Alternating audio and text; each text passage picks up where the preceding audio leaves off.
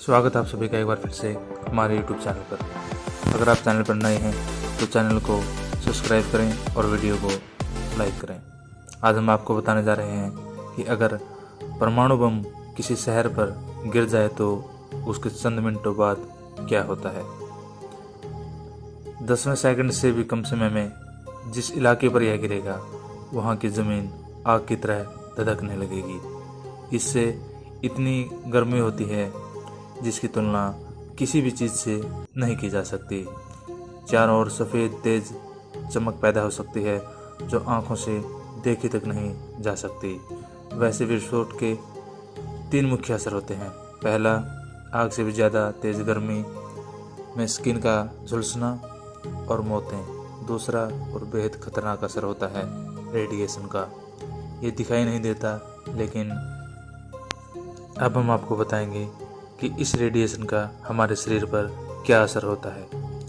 Nuclear bomb से जो radiation निकलती है उसे आयोनोजिक रेडिएशन कहते हैं। इस बारे में नेशनल कैंसर इंस्टीट्यूट के रेडिएशन एक्सपर्ट स्टीव साइमन बताते हैं कि इस रेडिएशन से गामा किरणें निकलती हैं।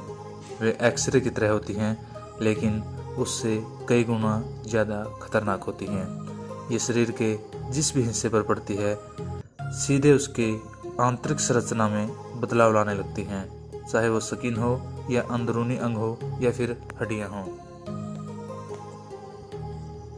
इंसानों पर असर डालने के साथ गामा किरणों का असर पेड़ पौधों, पशुओं और पानी के स्रोतों पर भी होता है। एक बार इनमें पहुंचने के बाद इनकी चैन शुरू हो जाती है जो गंभीर नुकसान पहुंचाती है। अब हम आपको बताएंगे कि हाइड्रोजन बम क्या है और यह कैसे परमाणु बम से अलग है। हाइड्रोजन बम की ताकत का अंदाज़ा इसी से लगाया जा सकता है कि साल 2018 के अगस्त महीने में उत्तर कोरिया के इस बम का परीक्षण करने के बाद वहाँ पूरा महाद्वीप भूकंप के झटकों से थर्राता रहा था। इससे परमाणु बम से कहीं वहीं हाइड्रोजन बम बनाने के लिए जिस केमिकल रिएक्शन का उपयोग होता है उसे नाभिकीय संलयन यानी न्यूक्लियर फ्यूजन कहते हैं। इस रिएक्शन में 2 परमाणु आपस में फ्यूज होते हैं या जुड़ जाते हैं। इस दौरान जो ऊर्जा निकलती है वो परमाणु बम से कई गुना ज़्यादा होती है। परमाणु बम की विस्फोटक क्षमता को किलोटन में मापते हैं, तो हाइड्रोजन बम की ताकत का अंदाज़ा मेगाटन से लगाया जाता है। हाइड्रोजन बम की ताकत का अंदाज़ा इसी बात से भी लगाया जा सकता है कि सूर्य की रोशनी और जो गर्मी हम महसूस करते हैं वो इसी रिएक्शन का नतीजा है। यह परमाणु बम की अपेक्षा 700 से भी ज़्यादा गुना खतरनाक और विनाशकारी हो सकता है। अब हम आपको परमाणु हमले का एक उदाहरण देते हैं। अमेरिका ने 9 अगस्त 1945 को सुबह करीब 11 बजे जब नागासाकी पर परमाणु बम गिराया तो वहाँ पर पल भर में ही 40,000 लोग मौत की नींद सो गए थे। वहीं दूसरी तरफ हाइड्रोजन बम का प्रयोग आज तक किसी भी युद्ध में नहीं हुआ है।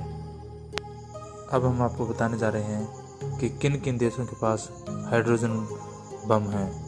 विश्व के केवल 5 देशों के पास ही अब तक हाइड्रोजन बम है। इनमें अमेरिका, रूस, चीन, फ्रांस और ब्रिटेन का नाम शामिल है। अब इन देशों की लिस्ट में उत्तर कोरिया का नाम भी शामिल हो रहा है। हालांकि अमेरिका ने इस बात को मानने से इनकार कर दिया है कि उत्तर कोरिया के पास कोई हाइड्रोजन बम है या उन्होंने कभी हाइड्रोजन बम का परीक्षण भी किया है। अब हम आपको बताते हैं कि परमाणु हथियार किन किन देशों के पास है। इस वक्त दुनिया में 9 देशों के पास परमाणु हथियार हैं, जिनमें अमेरिका, रूस, ब्रिटेन, फ्रांस, चीन, भारत, पाकिस्तान, इजराइल और उत्तर कोरिया शामिल है। अंतर्राष्ट्रीय स्तर पर हथियारों पर नज़र रखने वाली संस्था का अनुमान है कि 2019 की शुरुआत में दुनिया में परमाणु हथियारों की संख्या 13,865 थी।